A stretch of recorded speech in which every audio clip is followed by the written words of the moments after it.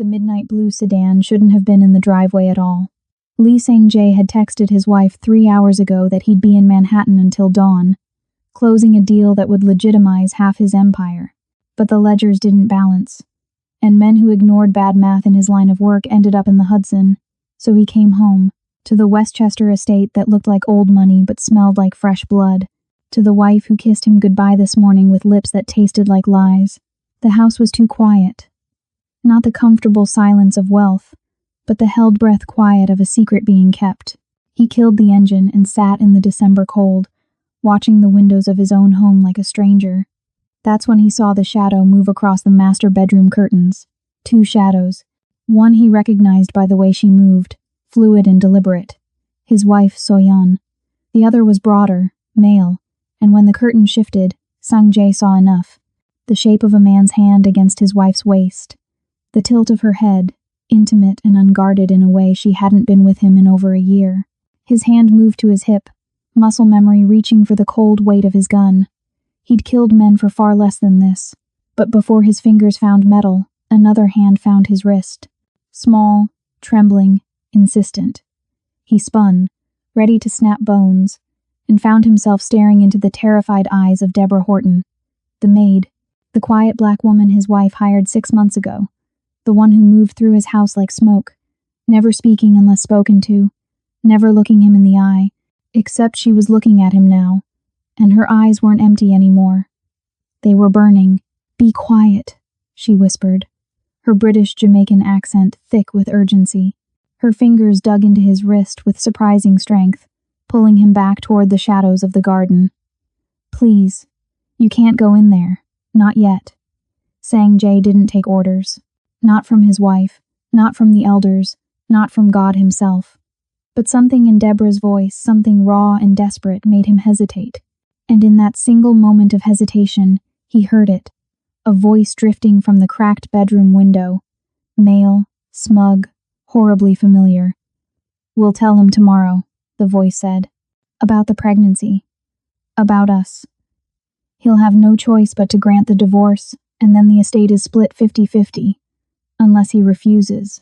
Unless he fights." Ji-hoon's voice. His childhood friend. His brother in everything but blood. The man he trusted with his life, with his business, with his secrets. Soyeon laughed, breathy and cruel. "Then we use Plan B. The lawyer said the insurance policy updates January 1st. If he dies before he signs the divorce papers, I inherit everything. No split, no lawyers, no mess." Sang-jae felt the earth tilt beneath his feet. But Deborah's hand was still on his wrist, still pulling him backward, away from the house, away from the gun at his hip and the violence screaming in his blood. Her palm was warm against his pulse, and she was shaking so hard he could feel it in his bones. He let her pull him into the darkness. Because something in her fear felt like the only honest thing in his entire world. Hello, lovers of the ruthless and the real. Welcome back to Ruthless Romance Tales, where we don't do fairy tales, we do the kind of love that leaves scars. Before we dive into tonight's storm, I want to say thank you. Thank you for trusting me with your time, your hearts, and your late nights. This story is different. This one is going to hurt in the best way, and I promise you, you've never seen an ending like this before. So buckle up, because Lee Sang-jae and Deborah Horton are about to take you somewhere dark, somewhere beautiful, and somewhere you won't want to leave. Hit that like button like your life depends on it. Subscribe because you're already hooked, and smash that notification bell, because missing what comes next would be a crime. Now let's begin. Deborah's hand didn't let go until they were deep in the garden, hidden behind the stone fountain that hadn't run water since Sang-jae's father died. The December air bit at their skin, but she didn't seem to notice. Her chest was heaving, her breath coming out in short, visible puffs, and Sang-jae realized she wasn't just afraid, she was furious. "Talk," he said, his voice low and lethal. "And this better be the truth, or you're going to regret pulling me away from that bedroom." Deborah's dark eyes met his without flinching, her full lips pressed into a thin line, and even in the shadows, he could see the way her jaw clenched with determination. Her braids were pulled back tight under her white cap, but a few loose strands framed her face, softening the steel in her expression. "I know you don't have any reason to trust me," she said, her voice steady despite the trembling in her hands. I'm just the maid. Just another face you pass in the hallway. But I need you to listen to me right now, because what I'm about to tell you will save your life. Sang Jae's eyes narrowed. He was a man who trafficked in secrets, who read lies in the twitch of an eyebrow, the shift of a shoulder. But Deborah wasn't lying. He could feel it. You have 30 seconds, he said. She took a breath, and he watched the way her collarbone rose and fell beneath the crisp white collar of her uniform. 2 weeks ago, I was cleaning the study upstairs. The one your wife thinks is always locked. I found a key in the back of the linen closet, and I shouldn't have used it, but I did. She paused, her eyes searching his face for judgment. He gave her none. Go on. I heard them talking through the air vent. Your wife and Ji-hoon. They didn't know I was there. They never know I'm anywhere. Deborah's voice cracked, just slightly, and Sang Jae saw the flash of pain cross her face before she buried it. They were talking about killing you. Not the affair, not the divorce, murder, and they've been planning it for months. Sang Jae felt his blood turn to ice, but his face remained stone. Prove it. Deborah reached into the pocket of her uniform and pulled out a small digital recorder, the cheap kind you'd buy at a drugstore. It looked absurd in her trembling fingers, like a weapon disguised as a toy. I've been recording every conversation I could for the past 2 weeks. Every time they thought they were alone. Every time they forgot I existed. She held it out to him, her dark brown eyes locked on his. This is everything. The insurance fraud, the fake pregnancy, the poison they're planning to use on New Year's Eve. She swallowed hard, her throat working against the words. And the fact that Ji-hoon has been sleeping with your wife since last winter. Sang Jae stared at the recorder. His world was collapsing, but his hands were steady as he took it from her. His fingers brushed hers, and the contact sent a jolt through him that had nothing to do with the cold or the rage or the betrayal burning in his chest. Why? His voice was barely audible. Why would you risk this? You don't know me. You don't owe me anything. Deborah looked at him, and for the first time since she'd grabbed his wrist, he saw the vulnerability beneath the fury. Her eyes glistened, but she didn't let the tears fall. Because 4 months ago, she whispered, I was standing in the kitchen at 2 a.m, crying so hard I thought I'd break. I'd just gotten off the phone with my sister back in London. She told me our mum had died, and I couldn't afford the flight home for the funeral. I couldn't even afford to take a day off to grieve. She paused, her voice thick with emotion. And you walked in. You didn't say anything at first. You just stood there in your suit, looking at me like you didn't know what to do with a crying woman in your kitchen. But then you asked me what was wrong. Not as my employer. As a person. Sang Jae remembered that night. He'd come home late from a meeting, exhausted and blood-stained in ways that didn't show. He'd found her in the kitchen, shoulders shaking, trying to muffle her sobs with a dish towel. He'd stood there, awkward and useless, until he finally asked her what hurt. And you gave me $5,000, Deborah continued, her voice breaking now. You said it was an advance on my salary, but we both knew it wasn't. You paid for my flight, my hotel, everything. You told me to take as much time as I needed. And when I came back, you never mentioned it again. Never held it over me. Never made me feel like I owed you. A single tear slipped down her cheek, catching the moonlight. You treated me like I mattered, and I've been watching them plan to take that away from the world. So no, I don't owe you anything. But I refuse to stand by and let them kill the only man in this house who saw me as human. The words hung between them like a vow. Sang Jae felt something crack open in his chest. Something he thought he'd buried years ago beneath blood and business and the weight of his father's legacy. He looked at Deborah, really looked at her, and saw the woman who'd been invisible by design. The sharp intelligence in her eyes, the quiet strength in the set of her shoulders, the way she held herself like she was ready to fight even though she was terrified. Play it, he said quietly. So she did. And as Ji-hoon's voice filled the frozen garden, laughing about the poison, about the insurance money, about how easy it would be to make Sang Jae's death look like a heart attack, Deborah watched his face. She watched the way his jaw tightened, the way his hands curled into fists, the way his eyes went cold and empty, like all the warmth had been drained from his soul. But he didn't explode. He didn't rage. He just listened. And when the recording ended, when the garden fell silent again except for the sound of their breathing, he looked at her and said the last thing she expected. "Thank you." Then he handed the recorder back to her, his fingers lingering against hers for just a moment too long. "Now," he said, his voice soft and dangerous. "You're going to tell me everything you know, every detail, every conversation, every plan, and then we're going to destroy them both." 2 weeks ago, Deborah Horton made a mistake that would save a man's life. She found the key in the back of the linen closet on the 3rd floor, tucked behind a stack of Egyptian cotton sheets that Soyan never used because they weren't soft enough. It was small, brass, old-fashioned, the kind of key that opened the kind of doors people wanted to stay closed. Deborah knew she shouldn't use it. 6 months of working in the Lee household had taught her the cardinal rule: see nothing, hear nothing, speak nothing. Invisible was safe. Invisible paid the bills. Invisible kept her visa valid and her sister's university tuition covered back in London. But Deborah had never been good at following rules that didn't make sense. The study door opened without a sound, and the room beyond stole her breath. Floor-to-ceiling bookshelves lined 3 walls, packed with leather-bound volumes in Korean, English, and languages she didn't recognize. A massive desk dominated the center, its surface empty except for a single lamp and a framed photograph. Sang Jae and another man, younger, laughing with their arms around each other's shoulders. Brothers in everything but blood. Ji-hoon. Deborah had seen him around the estate a dozen times. Always impeccably dressed, always smiling, always whispering things to Soyeon that made her laugh in that particular way that set Deborah's teeth on edge. She moved through the study quickly, dusting the shelves, the desk, the windowsill. She was reaching for the lamp when she heard it. Voices, drifting up through the air vent in the floor. Female and male. Close, intimate. Deborah froze. "The lawyer says we need to wait until after January 1st, Soyeon's voice said, crisp and businesslike.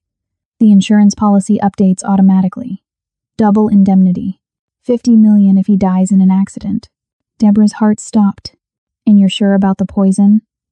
Ji-hoon's voice this time uncertain. "Your husband isn't stupid, Soyeon. He survived 3 assassination attempts from the Park Syndicate. What makes you think he won't see this coming?" Soyeon laughed, and the sound was like glass shattering. "Because he trusts me. He doesn't love me anymore, hasn't touched me in over a year, but he trusts me, and that's all we need." Deborah's hands started shaking. The duster fell from her fingers and hit the hardwood floor with a soft thud that sounded like thunder in the silence. The voices below stopped. "Did you hear that?" Soyeon asked. Ji-hoon's response was muffled, but Deborah didn't wait to hear it.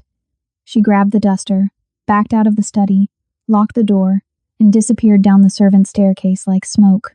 Her heart didn't stop pounding until she was back in her room in the staff quarters, sitting on her narrow bed with her back against the wall. Her phone was in her hand before she realized she'd picked it up. She pulled up the browser, typed 3 words into the search bar. "What to do, witness murder plot." The results were useless. "Call the police, contact a lawyer, tell someone you trust." Deborah laughed, a bitter sound that hurt her throat. The police?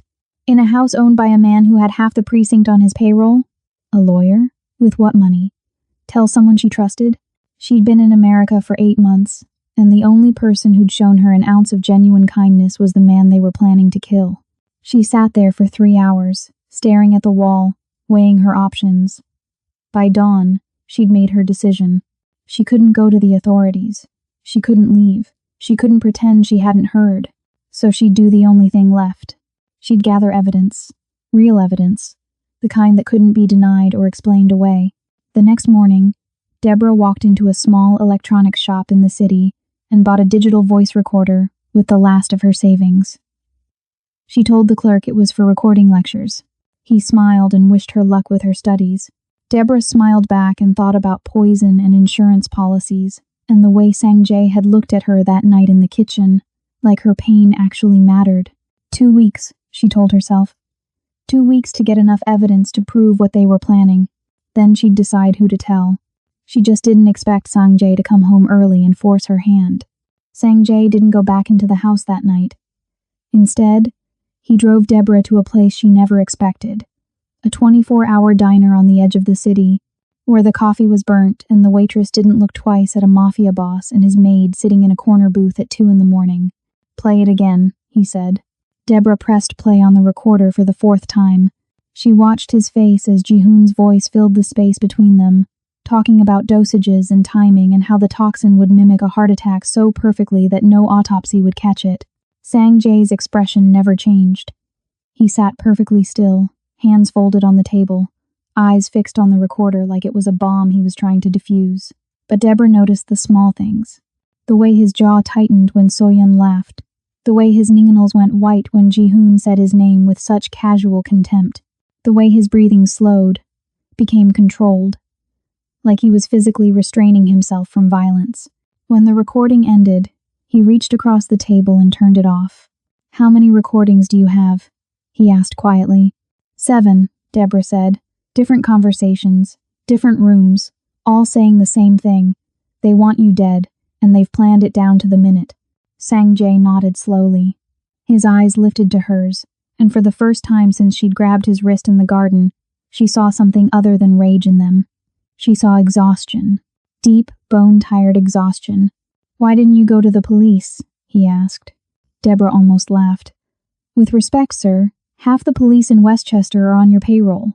The other half wouldn't believe a foreign maid accusing a respected socialite and her business partner of conspiracy to commit murder. I'd be deported before I finished giving my statement." "Smart," Sang Jae said. Then his eyes sharpened. "So what did you think you were going to do with these recordings?" Deborah hesitated. The truth was, she hadn't known. She'd been gathering evidence on instinct, on the desperate hope that somehow, when the moment came, she'd figure out how to use it. "I was going to give them to you," she said finally. "Tonight was supposed to be the night.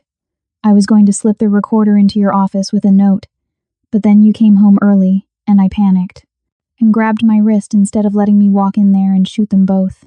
"Yes." Sang Jae studied her for a long moment. The diner was nearly empty. Just them and a drunk in the corner booth and the tired waitress refilling coffee that no one was drinking. Outside, snow had started falling again, thick and heavy, turning the world white. "You saved my life tonight," he said quietly. Deborah shook her head. "I just stopped you from walking into a trap. They would have claimed self-defense. You, the violent gangster, catching your wife with another man, and flying into a rage. Jihoon would have been the hero who tried to protect her. The police would have found the planted evidence in your office, the financial records they've been doctoring for months. You'd be dead or in prison, and they'd have everything." Sang Jae's eyes widened slightly. "How do you know about planted evidence?" "Because I clean your office," Deborah said. "And 3 days ago, I noticed files that weren't there before. Financial documents with your signature. But the ink was too fresh, the paper too crisp. I didn't understand what they meant until I heard them talking about framing you for embezzlement." Sang Jae leaned back in the booth, and for the first time that night, he smiled. It wasn't a kind smile. It was the smile of a predator who just realized his prey had made a fatal mistake. "You're wasted as a maid," he said. Deborah felt heat rise to her cheeks. "I'm a graduate student, actually. Or I was. Before my visa situation got complicated." "What did you study?" "Forensic accounting." Sang Jae's smile widened. "Of course you did." He leaned forward, his eyes locked on hers. "Here's what's going to happen, Deborah Horton. You're going to help me destroy them. Not with bullets. Not with violence. With evidence so airtight that when I'm done, they'll beg for prison just to escape what I have planned." Deborah's heart hammered in her chest. "And what do I get out of this?" Sang Jae's expression softened, just slightly. "Your visa. Fully legal. Fully permanent. A job if you want it. And my word that you'll never be invisible again." Deborah looked at the man across from her. The man who'd paid for her mother's funeral. The man whose wife wanted him dead. The man who was offering her everything she needed in exchange for helping him commit calculated revenge. She should have been afraid. She should have run. Instead, she held out her hand. "Deal."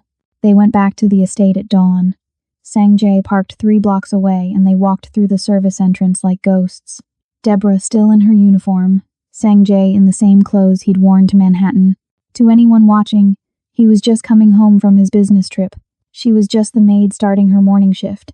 No one could know they'd spent the night planning a war. Your wife will expect you to act normal, Deborah whispered as they stood in the kitchen. She was making coffee with hands that had finally stopped shaking. Can you do that? Sanjay leaned against the counter, watching her move. I've been pretending my marriage wasn't dead for 2 years. I can pretend for 2 more weeks. 2 weeks?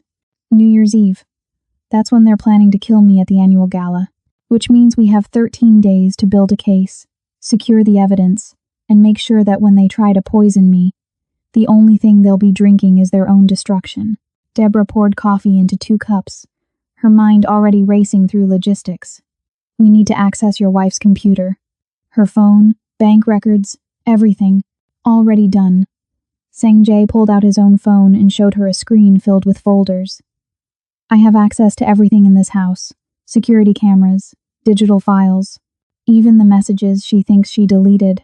Deborah stared at him. Then why do you need me? Because I need someone I can trust. His voice was quiet, almost vulnerable. Everyone in my world has an angle, Deborah. Everyone wants something. My accountants skim off the top. My lawyers play both sides. My own brother, he spat the word like poison, has been sleeping with my wife for a year. But you could have sold those recordings to my enemies for $500,000. You could have used them to blackmail me.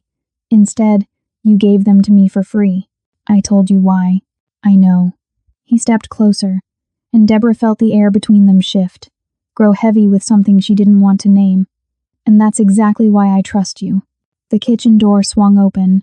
They both turned to find Soyeon standing in the doorway, immaculate in a silk robe, her hair perfect despite the early hour. Her eyes moved from Sanjay to Deborah and back again, sharp and assessing. You're home early, she said to her husband, her voice sweet as arsenic. I thought you'd be in Manhattan until tonight. Sanjay's expression didn't flicker. Deal fell through. I came back to regroup. Soyeon's smile was practiced, flawless. Well, I'm glad you're home. We need to discuss the seating arrangements for the gala. She turned to Deborah, and her voice turned cold. Why are you standing around? The linens need changing in the guest wing. Yes, ma'am, Deborah said quietly, lowering her eyes in that practiced gesture of subservience she'd perfected over 6 months. She moved to leave, but Soyeon's voice stopped her. Actually, Deborah, I've been meaning to talk to you. She stepped further into the kitchen, her silk robe whispering against the tile. I'm thinking of hiring additional staff for the gala, which means your hours will be reduced after New Year's. Significantly reduced. Deborah's blood ran cold. She understood the subtext perfectly. After New Year's, after Sanjay was dead, Soyeon would fire her. The only witness to her comings and goings, the invisible maid who saw too much, would be eliminated. Not with poison, but with deportation. I understand, ma'am, Deborah said. Good. Soyeon smiled. It's nothing personal, just budgetary concerns. Sanjay set his coffee cup down with a sharp click. Actually, I've been thinking of promoting Deborah. Both women turned to stare at him. Soyeon's smile froze. Excuse me? We need someone to manage the household accounts. Someone detail-oriented. Someone I can trust. Sanjay's eyes met Deborah's, and she saw the challenge there, the test. Deborah has a background in accounting. She'd be perfect. The silence in the kitchen was suffocating. Soyeon's face remained perfectly composed, but Deborah saw the rage flicker behind her eyes like lightning before a storm. That's very generous of you, darling, but I really don't think a maid is qualified to. She's not a maid anymore, Sanjay interrupted. As of today, she's my personal financial assistant, and she'll be attending the gala as part of my staff. Deborah's heart stopped. Soyeon's smile turned to ice, and in that moment Deborah realized something that made her blood freeze in her veins. Sanjay hadn't just hired her to help him build a case. He'd just painted a target on her back. Deborah lasted exactly 4 hours before she cornered Sanjay in his office. What the hell were you thinking? She didn't bother knocking, just slammed the door behind her hard enough to rattle the frame. You just told your wife, the woman planning to murder you, that I'm suddenly important to you. Do you have any idea what you've done? Sanjay looked up from his laptop, his expression maddeningly calm. I elevated you from servant to staff, made you visible. You made me a liability. Deborah's voice shook with fury. She's going to kill me now. Before the gala. Before you. She has to. Because I'm a loose end. Exactly. The single word stopped Deborah cold. What? Sanjay closed his laptop and stood, moving around the desk with that predatory grace she was beginning to recognize. Think, Deborah. If Soyun wants you dead, what does she have to do? Deborah's mind raced, her accounting training kicking in despite her panic. She'd have to act fast, change the plan, make mistakes. And when people rush, Sanjay continued, moving closer, they get sloppy. They leave evidence. They expose their accomplices. He stopped directly in front of her, close enough that she could smell the faint scent of his soap. Something clean and understated. I didn't make you a target, Deborah. I made you bait. The words hit her like a slap. You used me. I'm using everyone. His voice was cold now, empty of the warmth he'd shown her in the diner. This is what I do. I identify assets and I deploy them. You wanted to help me destroy them? Congratulations. You're helping. Deborah stared at him, feeling something crack inside her chest. The man who'd paid for her mother's funeral suddenly looked like exactly what he was. A criminal who'd built an empire on manipulation and violence. She'd been so focused on saving him that she'd forgotten the most important rule. Monsters don't stop being monsters just because they're kind to you once. I want out, she said quietly. No. The word was absolute. Final. You don't get to decide that, Deborah said, her voice rising. Actually, I do. Sanjay's eyes were black and empty. You involved yourself the moment you started recording my wife.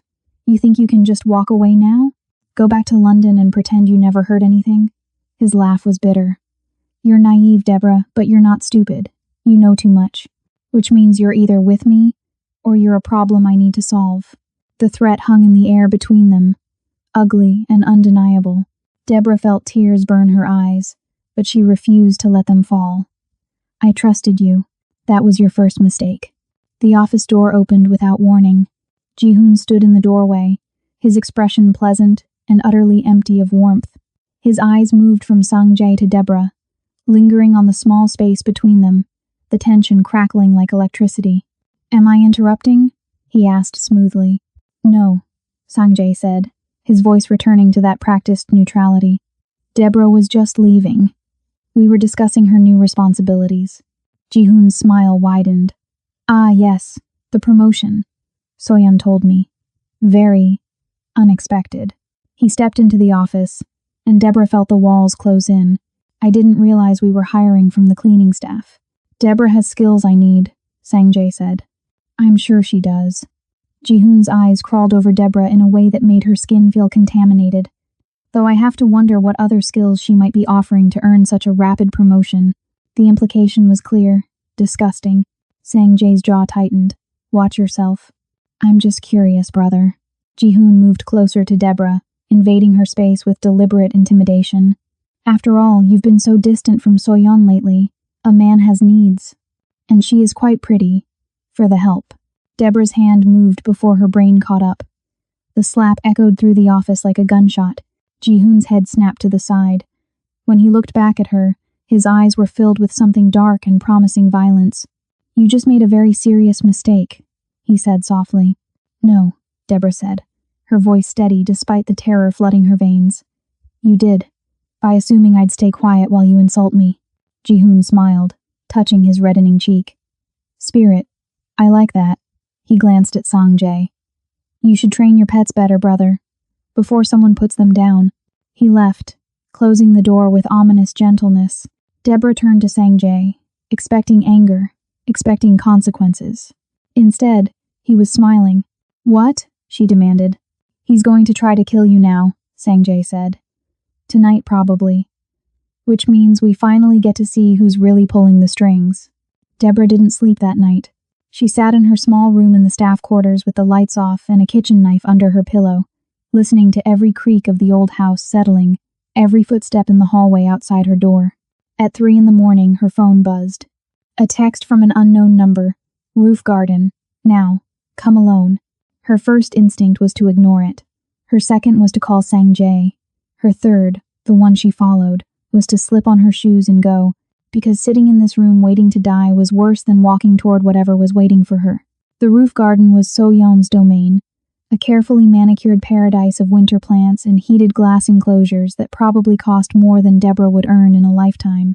She pushed open the access door and stepped into the cold December air. So-yeon was standing at the edge of the garden, looking out over the estate grounds. She didn't turn when Deborah approached. "Do you know what my husband's greatest weakness is?"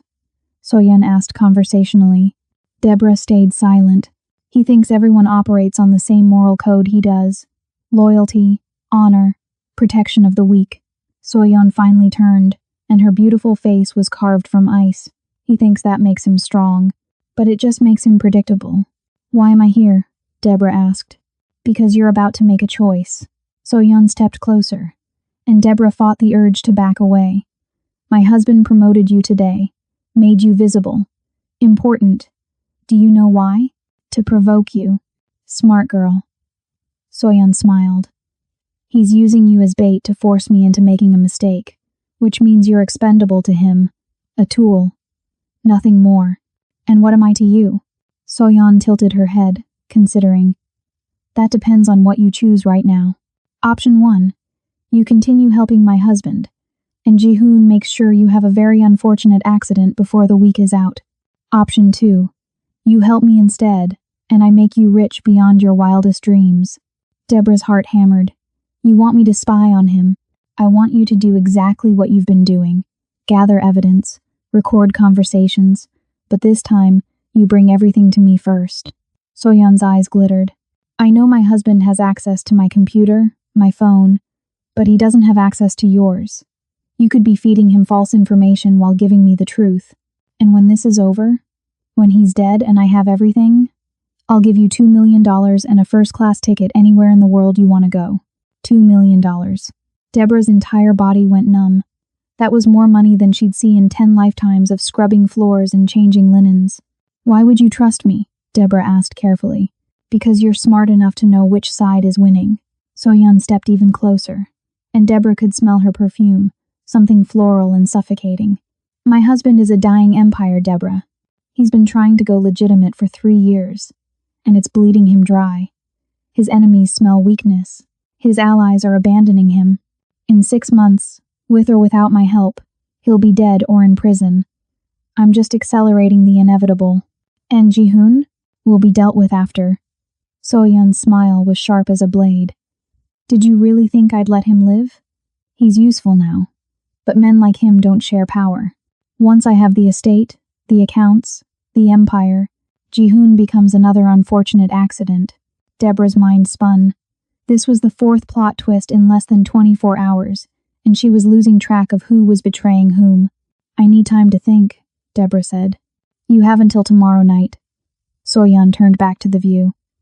"After that, I'll assume you've chosen my husband, and I'll handle you accordingly." Deborah walked back to her room on shaking legs. She locked the door, sat on her bed, and pulled out her phone with trembling fingers. She didn't call Sang-jae. Instead, she opened her banking app and stared at the balance. $342. Everything she had left in the world after 6 months of saving every penny. $2 million. She thought about her sister's university tuition, about the flat in London she'd never be able to afford, about the fact that Sang-jae had called her an asset to be deployed, had used her as bait without asking, had threatened her when she wanted to leave. He'd been kind to her once. Once. That didn't make him a good man. It just made him a monster with one moment of humanity. Deborah closed her eyes and made a decision that would damn them all. Deborah went to Sang-jae's office at dawn and told him everything. She watched his face as she recounted the rooftop meeting, So-yeon's offer, the $2 million, the revelation that So-yeon planned to kill Ji-hoon after killing him. She watched for anger, for betrayal, for some flicker of the cold threat he'd shown her yesterday. Instead, he laughed. It wasn't a cruel laugh. It was genuine, almost relieved, and it confused her more than anything else he'd done. "She offered you $2 million, he said, leaning back in his chair. "That's actually more than I expected. She must be desperate. You're not angry I didn't immediately refuse?" "Why would I be angry?" Sang-jae stood and moved to the window, looking out over the estate grounds where the sun was just beginning to burn through the December fog. You came to me instead of taking her deal. That tells me everything I need to know.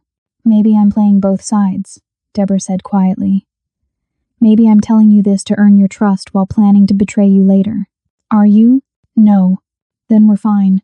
He turned back to her, and his expression was softer than she'd seen since the diner. I owe you an apology for yesterday. The bait comment. The threats. That was fear talking. Deborah blinked. I'm sorry, what? Fear. Sanjay moved closer, and she saw something raw in his eyes. For the first time in my life, I have something I actually care about losing. Not money, not power, not even my life. You, and that terrified me, so I tried to push you away by making you hate me. The words hit her like a physical blow. You barely know me. I know you risked everything to save a man you had no reason to save. I know you have a sister you'd die for, a mother you couldn't bury properly, and a degree you couldn't finish because the world is cruel to people like us. Sanjay's voice was quiet, intense. I know you slapped Ji-hoon yesterday when any sane person would have stayed silent. And I know that when Soyeon offered you more money than you'll ever see again, you chose me anyway. I chose survival, Deborah whispered. Not you. Same thing. He smiled, sad and knowing. In my world, they always are. The moment hung between them, charged with something Deborah didn't want to acknowledge, something that felt dangerous and inevitable and completely insane, given that his wife was planning to murder him in 9 days. What do I tell Soyeon? She asked, forcing herself back to practical matters. Tell her yes. Deborah's stomach dropped. What? Tell her you'll spy for her. Feed her false information. Make her think she's winning. Sanjay's eyes glittered with cold intelligence. Because here's what you don't know yet, Deborah. I've been 3 steps ahead of them since before you even found that key. What are you talking about? Sanjay pulled out his phone and showed her a video file. Security footage from the study, dated 3 weeks ago. In it, Soyeon and Ji-hoon stood close together, whispering about poison and insurance policies and making it look like an accident. You already knew, Deborah breathed. I've known for 2 months. He pocketed the phone. I have cameras in every room of this house, Deborah. Hidden ones that even the security company doesn't know about. I've been recording everything, documenting everything, building a case so airtight that when I'm done, they won't just go to prison. They'll disappear into holes so deep their own mothers won't remember their names. Then why did you need me? Deborah's voice cracked. Why let me think I was saving you when you were never in danger? Because I needed someone on the inside they'd trust. Someone they'd try to flip. Sanjay's expression was almost apologetic. And because I needed to know if you'd choose money or morality when the moment came. Most people choose money, Deborah, you didn't. That makes you rare. Deborah felt sick. So this was all a test. No. His hand reached out, hovering near her face but not quite touching. It started as a test, but somewhere between the diner and right now, it became something else entirely. What? The office door burst open. Ji-hoon stood there, face pale, phone clutched in his trembling hand. His eyes were wild, unfocused. Soyeon's dead, he gasped. The words sucked all the air from the room. What? Sanjay moved toward him.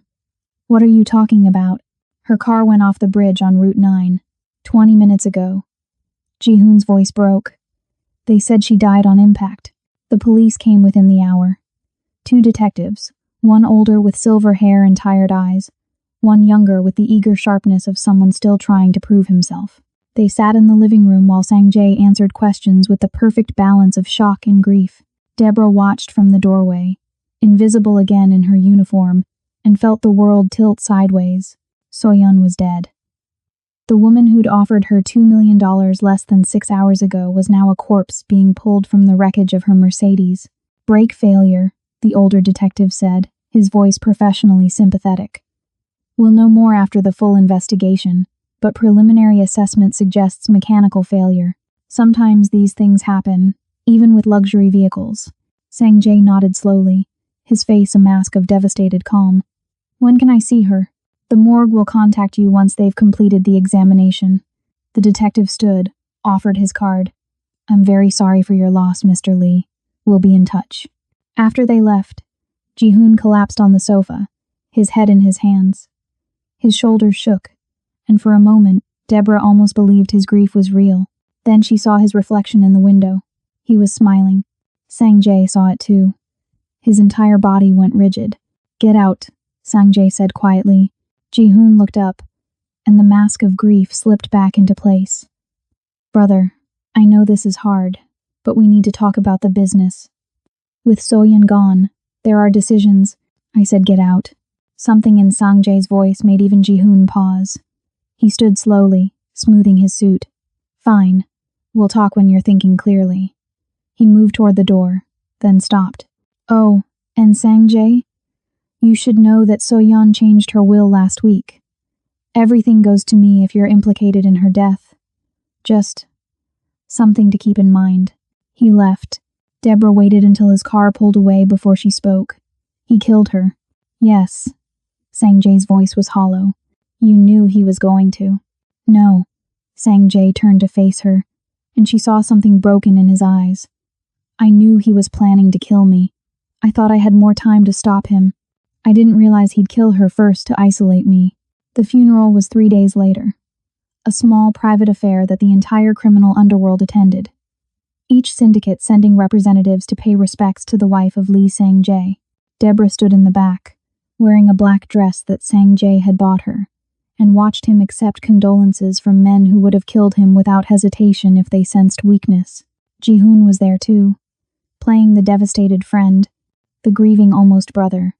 His performance was flawless. After the service, Deborah found herself alone in the garden behind the funeral home. She was sitting on a bench, thinking about the woman who'd tried to recruit her and died before the game could play out, when someone sat down beside her. She turned to find an older man, distinguished in a dark suit, with the kind of face that had seen too much and forgotten nothing. "You're the maid," he said, not a question. Deborah bristled. "I'm Mr. Lee's assistant." The man smiled. "Of course. Forgive me." He pulled out a silver card case and handed her a card.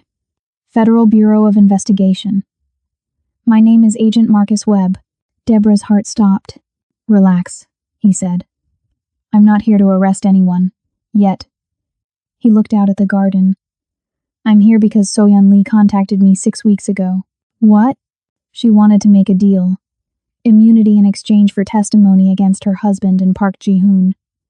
Webb's eyes were sharp, assessing. "She said they were planning to kill her and frame each other for insurance fraud." "That's not true," Deborah said before she could stop herself. "I know." Webb's smile was grim. "Because 3 weeks ago, she contacted me again and said she'd made it all up. Said she was angry at her husband and wanted revenge, but realized she was wrong. She apologized for wasting federal resources." Deborah's mind raced. "Why are you telling me this?" "Because So-yeon Lee died in a car accident the same week she was supposed to testify in a completely unrelated case. A money laundering investigation targeting Park Ji-hoon." Webb leaned closer. "And because I've been watching Lee Sang-jae for 5 years, and I know he's trying to go legitimate. I know he's been distancing himself from the violence. And I know that if Ji-hoon inherits his empire, a lot of people are going to die. What do you want from me?" Webb stood.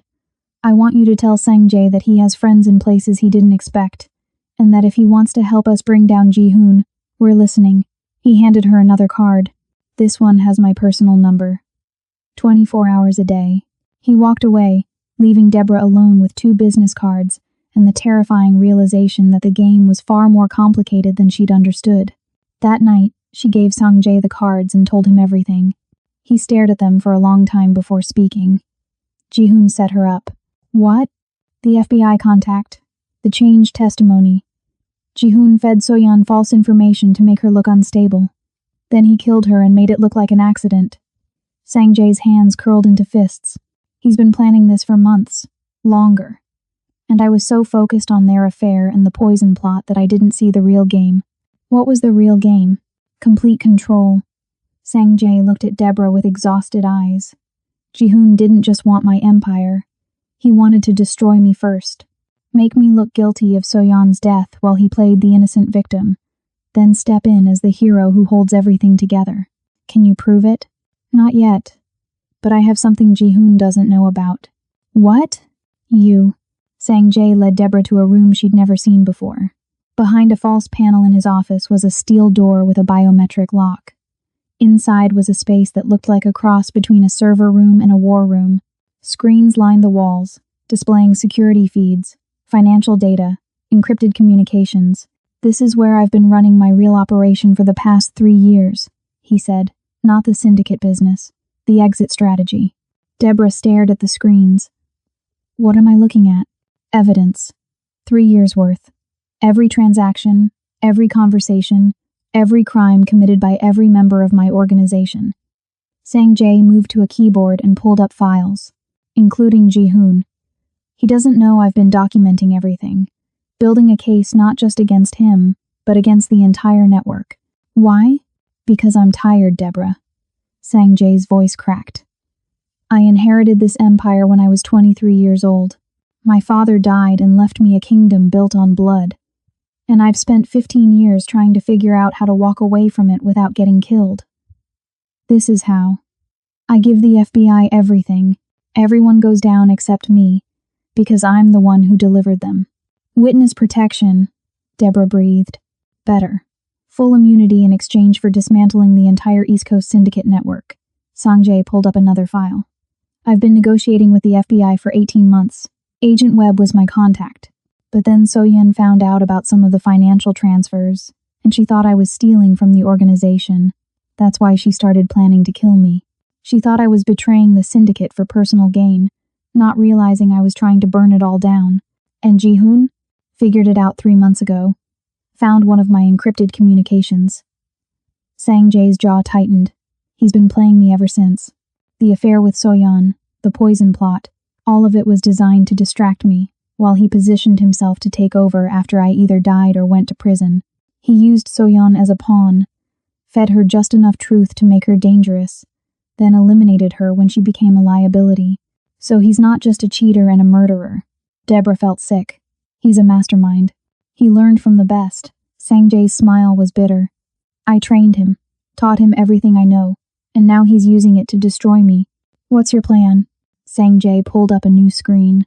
"This shows Ji-hoon's personal accounts. He's been siphoning money from the syndicate for 2 years, setting up his own network, preparing to break away. If I can prove he killed So-yeon and frame it as a hostile takeover attempt, the elders will turn on him. They don't tolerate internal warfare. It threatens everyone's profits. Can you prove he killed her? Not directly. But I have the next best thing." Sang-jae opened a video file. Security footage from a garage 3 blocks from the estate, dated the morning of So-yeon's death. In it, a figure in dark clothes approached So-yeon's car, spent 7 minutes underneath it, then left. The figure's face was hidden, but when he stood up, the body language was unmistakable. "Ji-hoon, you had cameras following him," Deborah whispered. "I've had cameras following everyone for 3 years." Sang-jae closed the file. "But this footage alone isn't enough. A good lawyer would argue the figure could be anyone. We need more. We need Ji-hoon to confess, or we need a witness who can testify to his intent. Where are you going to find that?" Sang-jae turned to look at her, and Deborah felt ice slide down her spine. "He's going to come after you next," Sang-jae said quietly. "You're the last loose end. The only person besides me who knows about the recordings, the plots, everything. He has to eliminate you before he makes his final move. You want to use me as bait. Again. I want to give you a wire and let him incriminate himself." Sang-jae stepped closer. "I know I've asked too much of you already. I know you have every reason to walk away. But Deborah, if Ji-hoon wins, he becomes the next generation of everything I've been trying to end. More violence, more death, more people like you getting caught in the crossfire. And if I say no, then I'll find another way. It'll take longer, and more people might die. But I'll find another way." His eyes were steady, honest. "I won't force you into this. You've already saved my life once. I have no right to ask you to risk it again." Deborah thought about the woman she'd been 6 months ago. Invisible. Safe. Poor but clean. She thought about the $2 million she'd turned down because something in her still believed in doing the right thing. She thought about the man in front of her, who'd killed no one but was trying to bring down an empire from the inside, who'd paid for her mother's funeral, who was offering her a choice instead of an order. What do I have to do? She asked. Sang-jae exhaled, relief and regret mixing in his expression. Wear the wire. Let Ji-hoon approach you. He'll threaten you, try to recruit you, or try to kill you. Any of those options give us what we need. And you'll be listening the whole time? Every second. The moment you're in danger, I pull you out. Deborah nodded slowly. When? Tomorrow night. There's a memorial dinner at the estate. Private. Just the inner circle. Ji-hoon will make his move then, when he thinks he has privacy and control. What makes you so sure? Because that's what I would do. Sang-jae's smile was grim, and I taught him everything. The next evening, Deborah stood in front of her mirror, adjusting the tiny microphone hidden in her necklace. Her hands were shaking. The black dress Sang-jae had given her for the funeral felt like armor now, like war paint. There was a soft knock on her door. Come in, she called. Sang-jae entered, and for a moment, they just looked at each other. He was in a dark suit, looking every inch the dangerous man he was born to be, but his eyes were soft when they met hers. You don't have to do this, he said quietly. Yes, I do. Why? Because you were right. If I walk away now, more people die, and I've already chosen what side I'm on. Deborah touched the necklace. Besides, someone has to make sure you don't get yourself killed before you finish what you started. Sang-jae crossed the room in 3 strides and pulled her into his arms. The embrace was sudden, desperate, and Deborah felt something break open in her chest. She wrapped her arms around him and held on. This man who was trying to destroy his own empire to build something better. If anything goes wrong, he whispered against her hair. If you feel unsafe for even a second, you say the word London and I come get you. Understand? Understood. He pulled back, his hands on her shoulders. And Deborah, after tonight, after all of this is over, I want you to know that you're the bravest person I've ever met. She smiled, sad and fierce. Tell me that when we survive. They went downstairs together, where the memorial dinner was already underway. 20 people, all inner circle, all dangerous. Ji-hoon was holding court at one end of the room, playing the gracious host in Sang-jae's own home. When he saw Deborah enter on Sang-jae's arm, his smile faltered for just a moment. Then it widened, sharp and predatory. Deborah, he called across the room. I was hoping to speak with you tonight. Would you join me in the study after dinner? There are some matters regarding Soyeon's estate that you might be able to help with. It was a trap wrapped in politeness.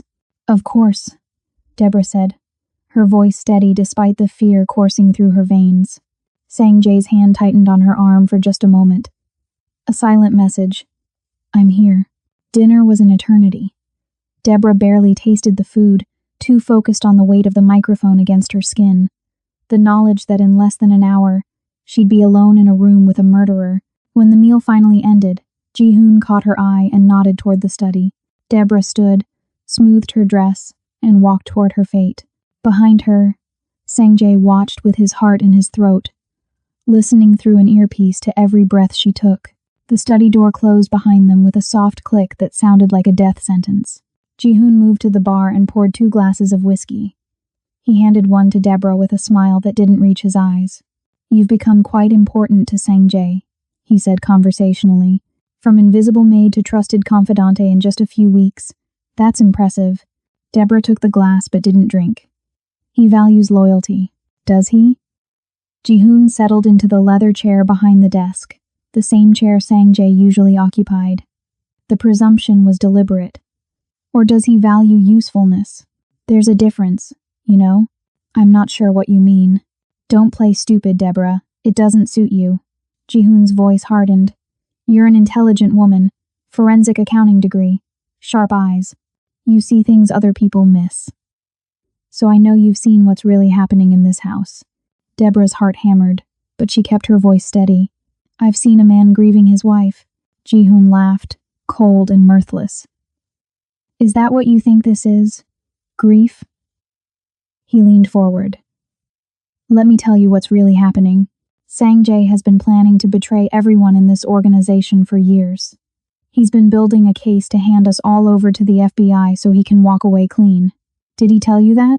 Deborah's silence was answer enough. I thought not. Ji-hoon stood and moved toward her, predatory and calm. Your beloved employer, the man who paid for your mother's funeral, is a rat. He's going to destroy everyone who ever trusted him, everyone who built this empire with him, just so he can play at being legitimate. And you? Deborah asked quietly. What are you? A realist. Ji-hoon stopped inches from her. I know what we are. I know what this world is. And I know that men like Sang-jae, who try to pretend they can walk away from blood, always end up drowning in it anyway. Is that why you killed So-yeon? The words hung in the air like smoke. Ji-hoon's expression didn't change, but something flickered behind his eyes. Calculation, assessment. Is that what he told you, that I killed her? You cut her brakes, made it look like an accident. Ji-hoon studied her for a long moment. Then he smiled. Clever. He's using you to get me to confess. He moved back to the bar, poured himself another drink. Is he listening right now? Hidden microphone? Wire? Deborah's blood turned to ice. It's fine. Ji-hoon waved a hand dismissively. I expected it. In fact, I'm counting on it. He raised his glass toward the walls, toward whatever cameras or microphones he assumed were there. Hello, brother. Enjoying the show? In his office, Sang-jae was already moving, but Ji-hoon's next words stopped him cold. Yes, I killed So-yeon, Ji-hoon said calmly. And yes, I've been planning to take over the organization. But here's what your beloved Sang-jae hasn't told you, Deborah. He knew I was going to kill her. In fact, he helped me. That's a lie, Deborah whispered. Is it? Ji-hoon pulled out his phone and showed her a series of text messages, from Sang-jae's number to his. Discussing timing, discussing methods, discussing how to make it look like an accident, while leaving enough evidence to frame Ji-hoon later. Deborah stared at the messages, her mind reeling. They could be faked. They could be. But they're not. Ji-hoon pocketed the phone. Your hero set me up to kill his wife so he could play the grieving husband while I played the villain. He gets sympathy, immunity, and a clear path to his new life. I get a murder charge. Very clever, really. I almost respect it. No, Deborah said, but her voice wavered. Ask yourself this, Deborah. How did Sang-jae know I'd kill her that specific morning? How did he have cameras in place to record it? How did he know exactly where to look? Ji-hoon moved closer, his voice soft and poisonous. Because he told me to do it. He gave me the tools, the timing, everything. Then he documented it so he could use it against me later. Why would he do that? Because I'm the only one who knows about his FBI deal. I'm the only one who can prove he's a traitor to the organization. If I'm in prison for murder, my testimony is worthless. Ji-hoon smiled. We were partners in this, Deborah. Right up until the moment he decided to betray me too.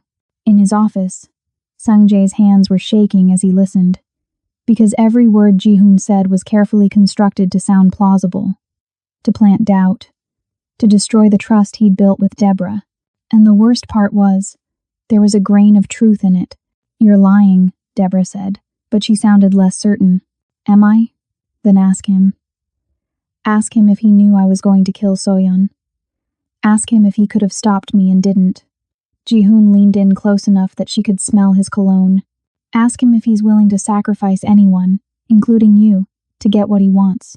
Deborah's hand moved to her necklace, to the microphone hidden there. The word London was on her lips. But then Ji-hoon made his fatal mistake. Of course, none of this matters, he said, straightening. Because you're going to die tonight anyway, just like So-yeon, just like Sang-jae will tomorrow, once the elders hear the evidence I've planted that he killed his own wife. You'll both be gone, and I'll be the last man standing. He pulled a knife from his jacket. Small, ceramic, undetectable by metal detectors. Nothing personal, he said. You're just a loose end. The door exploded inward. Sang-jae came through like a storm, and behind him were Agent Webb and 4 federal agents with guns drawn. FBI, freeze! Ji-hoon lunged for Deborah anyway, the knife flashing in the light. Sang-jae hit him like a freight train, slamming him into the bookshelf hard enough to crack wood. The knife clattered to the floor.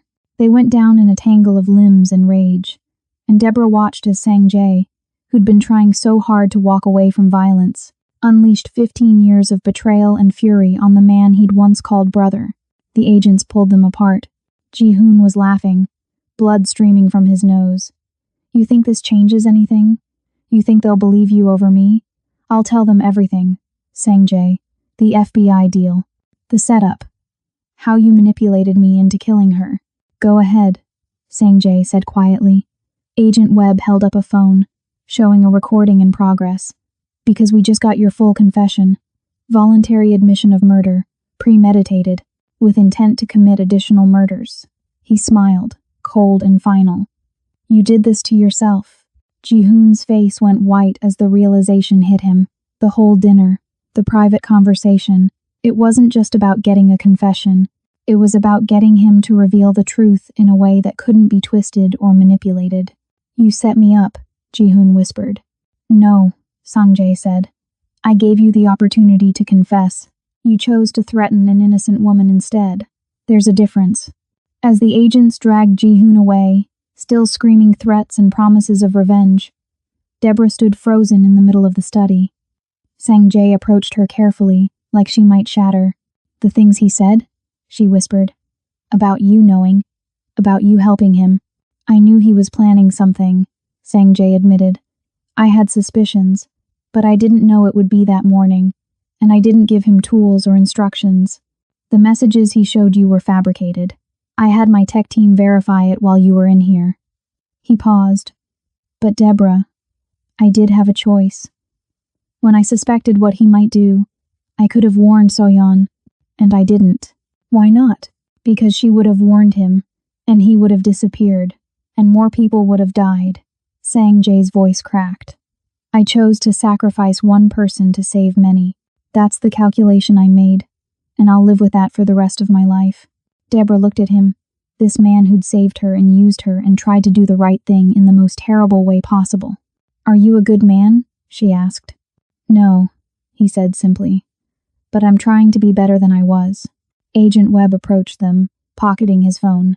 We have enough to put Ji-hoon away for life. And with your testimony, Mr. Lee, we can dismantle the entire syndicate network. Your immunity deal stands. You're free. What happens now? Deborah asked. Now, Webb said, you both disappear for a while.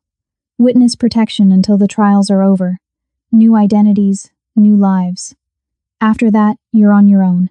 6 months later, a woman named Maya Williams walked along the Vancouver harbor at sunset.